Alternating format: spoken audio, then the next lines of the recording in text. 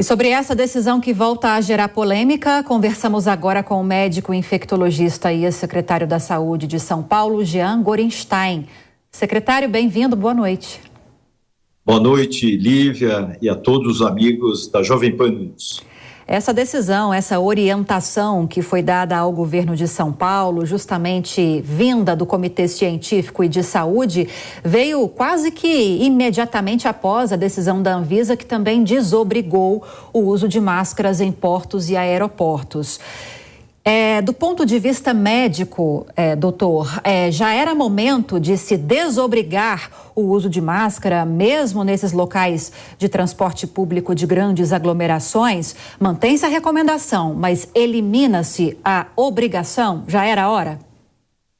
Sem dúvida alguma, uma atitude que é acertada, mas nós temos que ter um papel importante da população, avaliando situações individuais. É muito importante, quando a gente fala a questão relacionada à perda da obrigatoriedade, nós temos que entender que idosos ainda têm que fazer o uso de máscaras, gestantes, pessoas com problemas na sua imunidade. E também nós temos que reforçar que aquelas pessoas que não fizeram de forma adequada o cumprimento do calendário vacinal, essas pessoas, enquanto não fizerem a sua vacinação plena, ou seja, não apenas com aquelas 2 doses, mas com as doses de reforço que garantem proteção contra formas graves e fatais, especialmente contra essas novas variantes que estão aí circulantes. Então, essas pessoas devem manter a utilização de uso de máscaras. E nós vimos aí, inclusive na reportagem, a recomendação também para aqueles que tenham no seu ambiente familiar, pais idosos, pessoas também portadoras de alguma doença que baixe a sua imunidade, que devam sim manter a utilização de máscaras, não só em transportes públicos, mas em ambientes aglomerados de forma geral. Nos ambientes relacionados ao setor de saúde, instituições, entidades de saúde, esse uso de máscaras segue obrigatório, inclusive, né, doutor? E falando a respeito ainda da dengue daqui a pouco, da Covid-19, nós tivemos uma boa notícia recentemente, que foi o início da aplicação da vacina bivalente contra o coronavírus. Levando-se em consideração isso também, claro que apenas grupos prioritários vão começar a ser vacinados, vai demorar um tempinho para que essa vacina de geração mais recente atinja toda a população. Mas é importante também que essa desobrigação chegue neste momento, é um ponto positivo para que uma medida como essa seja adotada?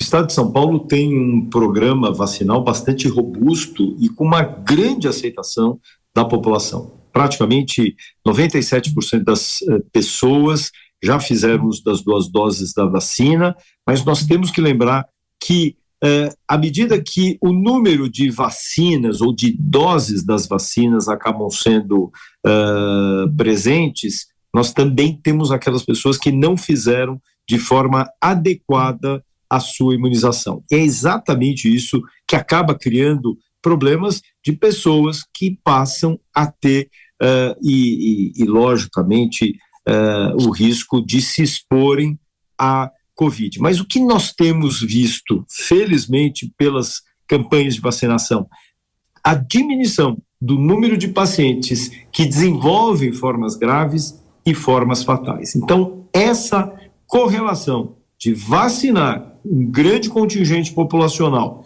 e, ao mesmo tempo, mostrando nitidamente que a vacina impactou na redução do número de pessoas que internam ou morrem em decorrência da Covid, fica claro que essas medidas passam a vir num momento bastante oportuno. Mas é importante que as pessoas façam a adequação da sua carteirinha vacinal, tomem as doses de reforço, principalmente esse novo grupo prioritário que a partir do dia 27 agora de fevereiro passou a tomar a dose bivalente. Lembrando que a dose bivalente ela é importante como um adjuvante, um reforço para aqueles que já têm um sistema vacinal pleno e completo. Agora sim, dengue, doutor, eu até falei dengue antes, fiquei com isso na cabeça, porque recentemente a gente trouxe uma informação aqui de que os casos de dengue e chikungunya estão aumentando em algumas cidades brasileiras, especialmente no Rio de Janeiro. E hoje, inclusive, a Anvisa aprovou uma nova vacina contra a dengue. O imunizante chamado Qdenga, produzido pela Takeda Pharma, é indicado para pessoas entre 4 e 60 anos de idade. A vacina apresentou eficácia geral de 80,2% no combate à doença 12 meses após a aplicação, um ano após a aplicação. O país tem apenas mais um imunizante contra a dengue, o Dengue Vaxia, ou dengue vaxia, o doutor pode me corrigir, que só pode ser utilizado por quem já teve a doença. E essas vacinas essa que já está sendo aplicada, inclusive, e essa que tem uma eficácia de pouco mais de 80%, mas que para combater a doença, para ter essa eficácia valendo, só depois de um ano de aplicação, essa nova vacina, hein, doutor? Quais são as análises? Vale a pena vacinar, então?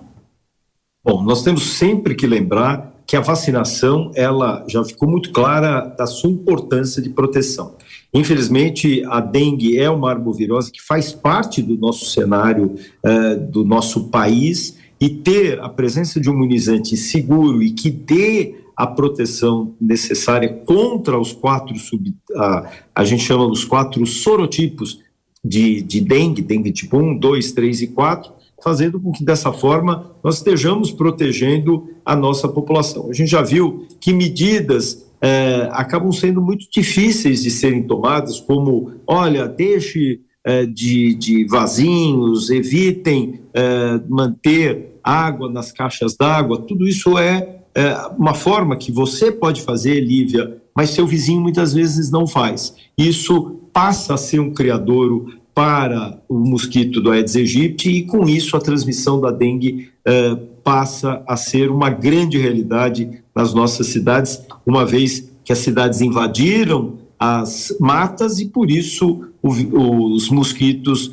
geralmente contaminados estão muito próximos a nós. Então, ter uma vacina que dê proteção, que seja segura, é uma forma adjuvante para que nós estejamos impedindo formas graves, infelizmente fatais, a famosa dengue hemorrágica, que tem, infelizmente, assolado o nosso país. A dengue nunca deixa de ser uma preocupação, infelizmente. Queria agradecer-lhe a respeito dessa entrevista, doutor, falando sobre Covid-19, vacina bivalente e também essas vacinas que estão sendo aplicadas, uma mais recentemente aprovada hoje pela Anvisa, contra a dengue. Conversamos com Jean Gorenstein, médico, infectologista e ex-secretário da Saúde de São Paulo. Obrigada pela entrevista, doutor. Seja sempre muito bem-vindo. Boa noite. Muito obrigado, Lívia, a você e a todos os nossos amigos da Jovem Pan News.